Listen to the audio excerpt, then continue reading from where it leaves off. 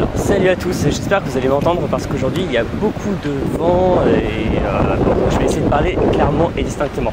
Alors, je voulais vous parler aujourd'hui de techniques d'apprentissage, vraiment revenir aux fondamentaux. Et oui, on va même beaucoup parler de fondamentaux. Alors, si ça vous intéresse, ma formation Apprendre en contexte est encore disponible jusqu'à dimanche, j'en reparlerai à la fin de la vidéo. En tout cas, vous pouvez cliquer sur le lien pour en savoir plus. Alors, de quoi je voulais vous parler aujourd'hui? Je voulais vous parler des techniques d'apprentissage et des fondamentaux d'apprentissage. Parce que ce qu'on voit, c'est qu'il y a plein de modes, il y a plein de techniques qui apparaissent, il y a plein de systèmes pour apprendre qui apparaissent. Et même, je dirais qu'il y en a de plus en plus avec Internet, avec les technologies de la communication, avec le téléphone qu'on a toujours dans sa poche, etc. Et il y a plein de techniques qui sont apparues, par exemple, au cours du XXe siècle. Je vous ai déjà parlé de la répétition espacée, qui date même du 19e. Et au XXe siècle, il y avait les petites cartes en carton de cartes mémoire. Il y avait les labos de langue qui sont apparus, mais bon, maintenant plus personne n'en utilise ou presque parce que tout le monde peut en faire un chez soi.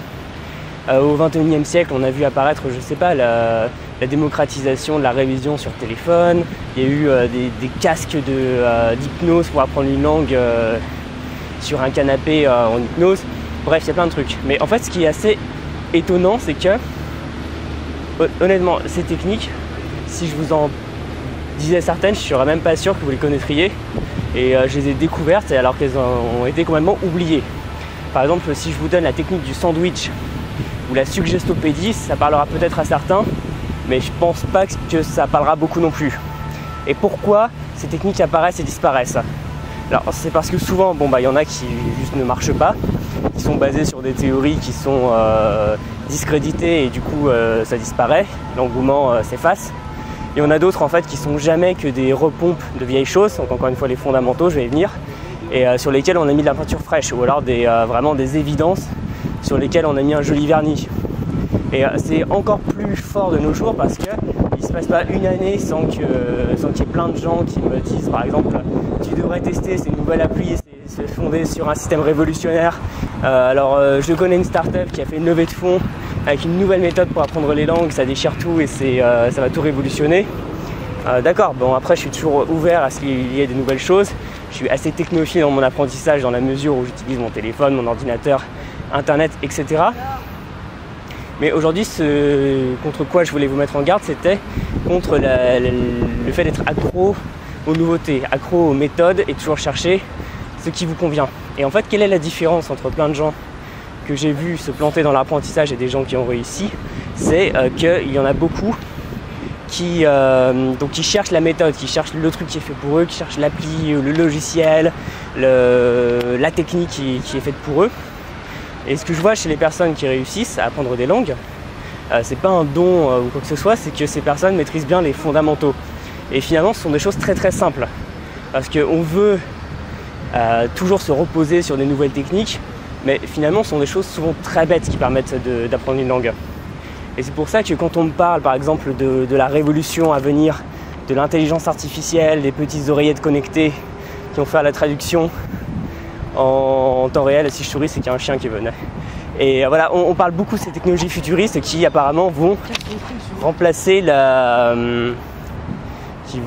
l'apprentissage des langues.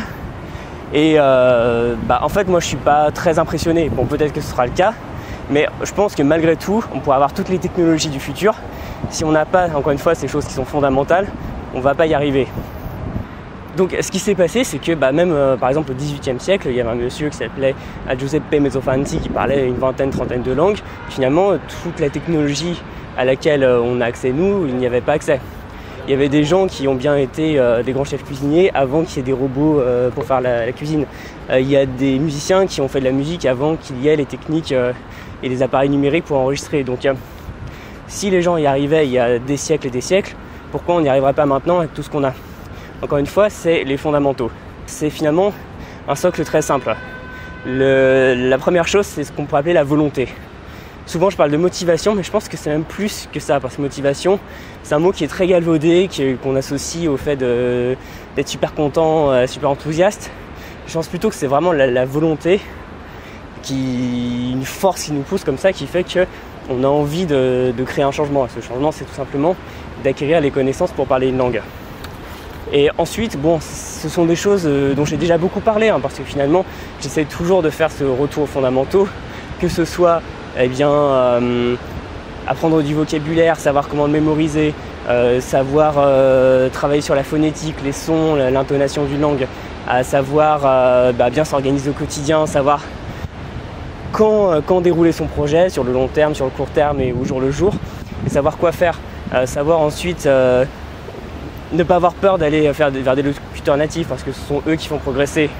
Ne pas avoir peur de confronter la langue à eux, de savoir faire des retours sur ce qu'on n'a pas su bien faire, savoir identifier ses forces, ses faiblesses et travailler dessus, trouver les bonnes réponses aux questions, savoir comment faire concrètement pour avancer. Et en fin de compte, tout ça, on pourrait même l'appeler l'autonomie, tout simplement. Être autonome dans son apprentissage, qu'est-ce que c'est? Ça veut dire maîtriser soi-même les fondamentaux, parce que ça évite de se retrouver dans la situation de l'élève dans un cours, de l'élève qui est réticent même, cet élève que tous les profs détestent sans vraiment oser le dire, qui est là un peu parce qu'on l'a forcé, qui ne sait pas apprendre, qui ne veut pas apprendre, et donc on lui met des connaissances dans la tête, mais vu que l'élève n'a pas ses fondamentaux d'apprentissage, ne sait pas apprendre à apprendre, ça lui coule à travers le crâne comme un panier percé, et à la fin le résultat il est nul et il est décevant pour tout le monde. Pour le prof qui veut enseigner quelque chose et pour l'élève qui veut apprendre quelque chose. C'est pour ça que si jamais vous êtes encore dans cette situation où vous cherchez absolument la bonne méthode, le bon outil, le bon truc et astuce, etc., demandez-vous plutôt si vous maîtrisez ces fondamentaux. Alors ça vient pas en un jour, c'est certain. Ça vient avec du travail, en se formant, soit en ayant un prof qui vous transmet les bonnes manières d'apprendre, et d'ailleurs mes meilleurs profs, que ce soit en langue ailleurs, c'est moins ceux qui m'ont rempli le cerveau avec des connaissances que ceux qui m'ont montré comment acquérir des connaissances par la suite, acquérir des compétences. Ou l'autre solution, ça reste de vous former par vous-même en regardant mes vidéos, mes formations ou chez d'autres. Parce que finalement, ce qui est important, c'est pas de faire les choses comme je vous dis ou comme un tel ou un tel vous dit, c'est de vous trouver ce qui convient pour vous. Encore une fois, c'est ça l'autonomie, tout simplement. C'est arriver à vous dire, d'accord, il y a cette nouvelle solution qui est sur le marché ou qui est gratuite ou autre, mais qui existe.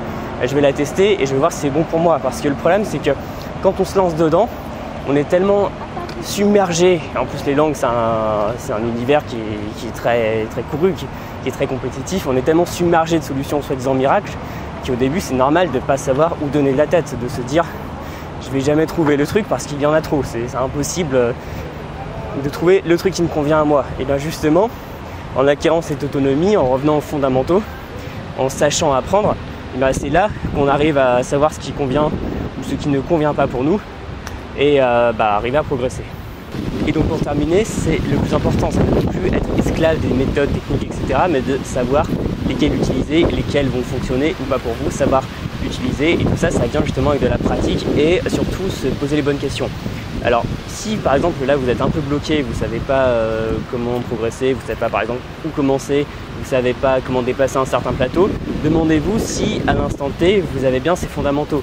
Et de toute façon c'est toujours les mêmes, c'est toujours aussi simple que ça, c'est réviser la grammaire avec quelque chose qui vous l'explique correctement, comme ça vous comprenez le système, savoir mémoriser des informations, savoir engloutir une certaine quantité de vocabulaire, parce que bon, il ne faut pas se leurrer. Pour parler très rapidement à l'hôtel, il faut quelques centaines de mots. Pour vraiment pouvoir s'exprimer sur tous les sujets, il en faut des centaines, des milliers. Et plus on apprend une langue, plus on a l'impression que le vocabulaire s'étend. Enfin, c'est comme si l'univers était en expansion alors qu'on voulait le parcourir. On a l'impression que c'est sans fin.